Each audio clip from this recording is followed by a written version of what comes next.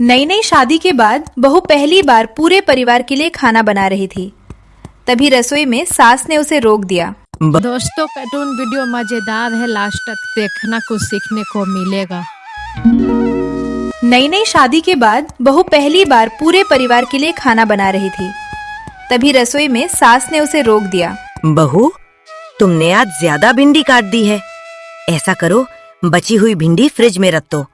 हम लोग इतनी भिंडी का करेंगे क्या? वैसे भी हम लोग सिर्फ 4 लोग हैं। अरे नहीं माँ जी, इतनी भिंडी की सब्जी तो हम लोग आज ही खा जाएंगे। अगर फ्रिज में रख दूंगी तो भिंडी सूख जाएगी। नहीं बहू, इतनी भिंडी की सब्जी हम लोग नहीं खा पाएंगे। सास की बात सुनकर बहू चुप हो गई, लेकिन उसके मन में एक ही सवाल था। पता नहीं माँ जी, इतनी कंजूस क्यों है? इतना सोचकर बहू सबको खाना परोसती है और फिर खुद भी खाने के लिए बैठ जाती है। भाभी, भिंडी की सब्जी बहुत स्वादिष्ट बनी है, थोड़ी और दे दीजिए। देवर जी, भिंडी की सब्जी तो खत्म हो गई। इतनी कम क्यों बनाई भाभी? आपको तो पता है मुझे भिंडी कितनी पसंद है। मैंने तो ज्यादा ही बनाई थी, लेकिन माँ जी ने कहा कि बची हुई भिंडी फ्रिज में रख दो, इसलिए रख दी।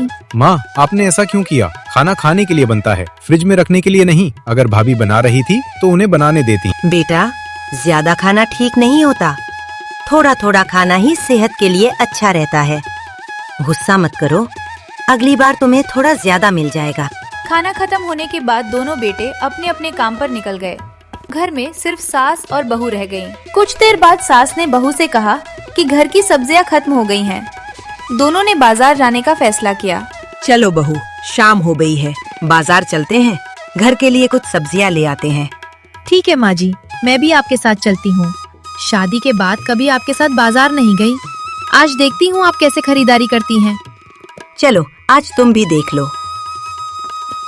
बहू रास्ते भर मन ही मन सोच रही थी कि आज पता चल जाएगा माँ जी अच्छी सब्जियां खरीदती हैं या सिर्फ सस्ती देखकर ही सामान लेती हैं। तभी सास ने उसे आवाज दी। क्या हुआ बहू, चलना है या नहीं? मैं आगे निकल रही हूँ। हाँ माँ जी, चलिए, मैं आ रही हूँ। कुछ ही देर में दोनों बाजार पहुँची। तभी सास एक सब्जी वाले के ठेले के सामने जाकर रुक गईं। भैया, जरा बताइए तो, ये भिंडी कितने रुपए किलो दे रहे हो? और सही सही भाव बताना, क्योंकि हमें रोज की सब्जी लेनी होती है। माँ जी, आज भिंडी 80 रुपए किलो है। सुबह ताज़ा मंडी से माल आया है, इसलिए रेट थोड़ा ज्यादा चल रहा है। 80 रुपए किलो? नहीं भैया, ये तो बहुत महंगी है। कोई ऐसी सब्जी बताओ जो अच्छी भी हो और दाम भी कम हो। माँ जी, अगर सस्ती चाहिए तो ये लौकी, तुरई और आलू ले जाइए। ताजी भी हैं और दाम भी कम है। माँ जी, कभी कभी महंगी सब्जी भी ले लिया कीजिए, घर वाले खुशी से खाएंगे, पैसे तो फिर भी आ जाएंगे। बहू, पैसा कमाना जितना मुश्किल होता है, उससे ज्यादा मुश्किल उसे संभाल कर खर्च करना होता है। आज बचाया हुआ पैसा ही कल काम आता है। सब्जी खरीदने के बाद सास और बहू घर लौट आईं। बहू पूरे रास्ते यही सोचती रही कि माँ जी हर चीज में इतनी बचत क्यों करती हैं। बहू, ये सब्जियां रसोई में रख दो। ध्यान रखना, कोई भी चीज इधर उधर खराब नहीं होनी चाहिए। जितनी जरूरत हो उतनी ही निकालना। ठीक है माँ जी, लेकिन सच कहूँ, मैं अभी तक समझ नहीं पाई कि आप हर छोटी छोटी चीज का इतना हिसाब क्यों रखती हैं। भाभी, आज मेरा मीठा खाने का बहुत मन कर रहा है। अगर हो सके तो आज मेरे लिए स्वादिष्ट हलवा बना दीजिए। देवर की बात सुनकर बहू मुस्कुराई। उसे लगा आज घर में सबकी पसंद का हलवा बनेगा, लेकिन उसे नहीं पता था कि आगे क्या होने वाला है। देवर जी, अगर आप इतना मन से कह रहे हैं तो आज मैं ऐसा हलवा बनाऊंगी कि आप उंगलियां चाटते रह जाएंगे। बस भाभी, हलवे में घी और ड्राई फ्रूट्स थोड़ा ज्यादा डालना, तभी असली स्वाद आता है। ठीक है, मैं अभी माँ जी से घी और मेवे लेकर आती हूँ। देवर की जिद सुनकर बहू बिना देर किए सीधे अपनी सास के पास पहुँची।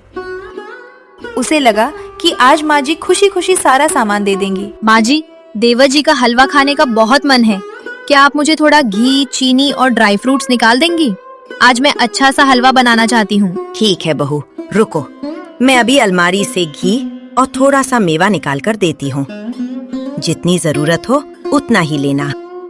सास ने पुरानी अलमारी खोली और उसमें से थोड़ा सा घी और कुछ ड्राई फ्रूट्स निकालकर बहू के हाथ में रख दिए। माँ जी, थोड़ा और दे दीजिए ना, थोड़ा ज्यादा घी और मेवे डालूंगी तो हलवा और भी स्वादिष्ट बनेगा। नहीं बहू, इतना ही काफी है। ज्यादा घी और मेवे डालने से हलवा अच्छा नहीं हो जाता। जितना जरूरी हो उतना ही इस्तेमाल करो। सास की बात सुनकर बहू कुछ नहीं बोली। वो चुपचाप रसोई में गई। जितना सामान मिला था उसी से हलवा बनाया। थोड़ी देर बाद उसने हलवा तैयार करके पूरे परिवार के सामने परोस दिया। भाभी, हलवे का स्वाद तो अच्छा है, लेकिन इसमें घी और ड्राई फ्रूट्स इतने कम क्यों हैं?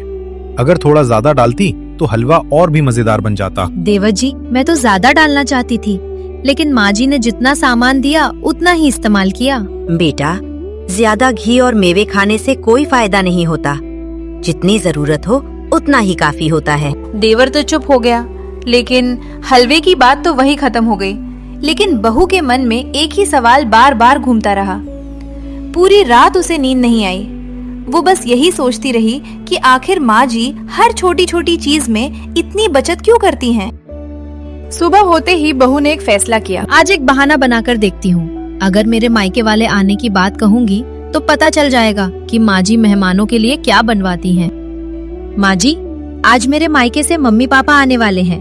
मैं सोच रही थी उनके लिए कुछ अच्छा बना लूं, जैसे 2 तरह की सब्जी, रायता और हलवा। आखिर पहली बार हमारे घर आ रहे हैं। बहू, इतना सब बनाने की क्या जरूरत है? एक सब्जी, दाल और चावल काफी हैं। ज्यादा खाना बनाकर बर्बाद करने से कोई फायदा नहीं होता। सास की बात सुनकर बहू की बहुत गुस्से हो गया।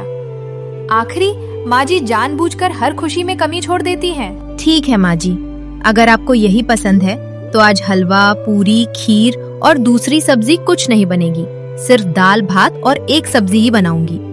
देखती हूँ मेहमान कैसे बिना कुछ बोले खाना खाकर चले जाते हैं। हाँ बहू, सादा खाना ही बना लो। जितनी जरूरत हो उतना ही बनाना। फालतू के खर्च करने से कोई फायदा नहीं होता। गुस्से में बहू सीधे रसोई में चली गई।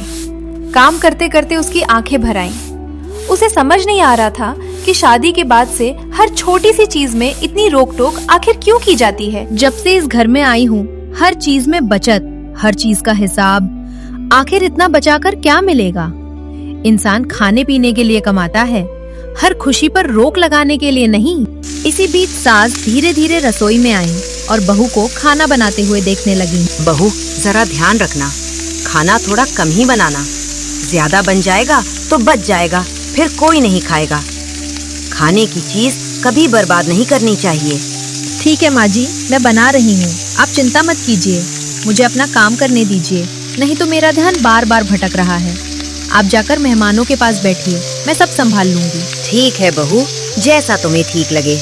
आराम से बनाओ, मैं बाहर मेहमानों के पास बैठती हूँ। इतना कहकर सास बाहर चली गई। कुछ ही देर में बहू के मम्मी पापा और बहन भी घर पहुंच गए। घर का माहौल खुशियों से भर गया। बहू ने सबको आदर से बैठाया और अपने हाथों से खाना परोसना शुरू कर दिया। लेकिन इसे बिल्कुल भी अंदाजा नहीं था कि खाना खाते खाते ऐसा कुछ होने वाला है जिससे पूरे घर का माहौल बदल जाएगा। दीदी, खाना बहुत स्वादिष्ट बना है। जरा और दाल, सब्जी और चावल ले आओ ना। आज तो इतने दिनों बाद तुम्हारे हाथ का खाना खा रहा हूँ। जी भरकर खाना चाहता हूँ। छोटे भाई की बात सुनते ही रीना एक पल के लिए चुप हो गई। उसने सामने बैठी अपनी सास की तरफ देखा। उसे याद आ गया कि खाना तो माँ जी के कहने पर कम ही बनाया था। उसके चेहरे पर चिंता साफ दिखाई देने लगी। दीदी, क्या सोच रही हो? सब ठीक तो है ना? आप अचानक इतनी परेशान क्यों लग रही हो? नहीं, ऐसी कोई बात नहीं है।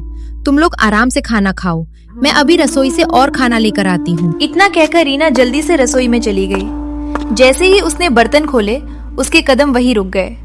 दाल, सब्जी और चावल लगभग खत्म हो चुके थे। अब उसे समझ नहीं आ रहा था कि मेहमानों से क्या कहे। वो घबराकर खुद से ही बातें करने लगी। हे भगवान, अब मैं क्या करूं? अगर सच बता दूं कि खाना खत्म हो गया है तो मम्मी पापा को कितना बुरा लगेगा। नहीं, ऐसा नहीं होने दूंगी। एक बहाना बनाना पड़ेगा। कह दूंगी कि दाल और सब्जी में गलती से कीड़ा गिर गया था, इसलिए पूरा खाना फेंकना पड़ा। शायद यही सुनकर कोई और खाना नहीं मांगेगा। लेकिन अगर सच सामने आ गया तो क्या होगा? रीना ने मन तो बना लिया, लेकिन उसे बिल्कुल भी अंदाजा नहीं था कि अगले ही पल ऐसा कुछ होने वाला है जिससे उसका ये झूठ सबके सामने आ सकता था। अरे सुनो सब लोग, मैं आप लोगों के लिए और खाना लेने गई थी, लेकिन गलती से दाल और सब्जी में एक कीड़ा गिर गया, इसलिए मुझे पूरा खाना फेंकना पड़ा। अगर आप लोग कहें तो मैं अभी तुरंत नया खाना बना देती हूँ, बस थोड़ा सा समय लगेगा। बहू, अगर ऐसा हो गया है तो कोई बात नहीं, तुम अभी जल्दी से कढ़ी और चावल बना दो, थोड़ी ही देर में तैयार हो जाएगा, फिर सब लोग आराम से खा लेंगे। अरे बेटा, इसकी कोई जरूरत नहीं है, हम तो वैसे भी काम से निकले थे, सोचा रास्ते में तुमसे मिलते चलें। अचानक आ गए इसलिए तुम्हें परेशानी हो गई। कोई बात नहीं, अगली बार आराम से आएंगे और तुम्हारे हाथ का खाना खाएंगे। अब हमें निकलना चाहिए। इतने में घर का दरवाजा खुला और रीना का पति ऑफिस से घर आ गया। उसने देखा कि सब लोग जाने की तैयारी कर रहे हैं। अरे पापा जी, इतनी जल्दी क्या है? आप लोग अभी से जा रहे हैं? मैं तो अभी अभी ऑफिस से आया हूँ, थोड़ी देर और रुक जाइए। जी सुनिए, हुआ रीना, तुम इतनी घबराई हुई क्यों लग रही हो? कोई बात है तो मुझे बताओ। आपको सब कुछ बताऊंगी, पहले मम्मी पापा को जाने दीजिए, उन्हें जरूरी काम है, देर हो जाएगी। क्या हुआ बेटा, तुम दोनों इतना परेशान क्यों हो? कोई दिक्कत है क्या? नहीं माँ, ऐसी कोई बात नहीं है, हम बस इनके काम के बारे में बात कर रहे थे, आप लोग चिंता मत कीजिए। ठीक है बेटा, अपना ध्यान रखना, फिर आराम से मिलने आएंगे। जी पापा, आप लोग ध्यान से जाइए। मम्मी पापा के जाते ही घर का माहौल एकदम शांत हो गया। अब घर में सिर्फ रीना, उसका पति, सास और देवर रह गए थे। चारों एक दूसरे का चेहरा देखने लगे। तभी पति ने रीना से एक ऐसा सवाल पूछा जिससे कहानी में बड़ा मोड़ आने वाला था। रीना, अब तो बता दो क्या बात है? तुम इतने दिनों से परेशान हो, आखिर किस बात ने तुम्हें इतना रुला दिया? सुनिए, जब से मेरी शादी इस घर में हुई है तभी से माँ जी हर चीज में बचत करती हैं। कभी ज्यादा सब्जी नहीं बनाने देती, कभी घी और मेवे नहीं देती, मेहमानों के लिए भी अच्छा खाना नहीं बनाने देती। आज मेरे मम्मी पापा के सामने भी मेरी इज्जत चली गई। मैं सब सहती रही, लेकिन आज मुझसे नहीं सहा जा रहा। आखिर माँ जी मेरे साथ ऐसा क्यों करती हैं? रीना, अगर तुम्हें इतना दुख था तो तुमने मुझे पहले क्यों नहीं बताया? आज मैं माँ से इस बारे में जरूर बात करूंगा। पति गुस्से में अपनी माँ की तरफ बढ़ा। रीना डर गई क्योंकि उसे नहीं पता था कि अब माँ जी क्या सच बताने वाली हैं। माँ, आप हर छोटी छोटी चीज में इतनी बचत क्यों करती थी? आपने रीना को कितनी बार सबके सामने शर्मिंदा किया। खाना, घी, मेवे, हर बात में कमी क्यों निकालती थी? इससे उसे कितना दुख हुआ, कभी सोचा आपने? बेटा, मुझसे गलती हो गई। मैं सिर्फ भविष्य के डर से हर पैसा बचाती रही, लेकिन मुझे समझ नहीं आया कि इस वजह से अपने ही बच्चों का दिल दुखा रही हूँ। बहू, मुझे माफ कर दो, मैंने तुम्हें बहुत दुख दिया। आज से इस घर की जिम्मेदारी तुम्हारी है। ये लो, इस तिजोरी और अलमारी की चाबी। अब इस घर की मालकिन तुम हो। माँ जी, मुझे चाबी नहीं, आपका प्यार चाहिए। मैं आपको दिल से माफ करती हूँ।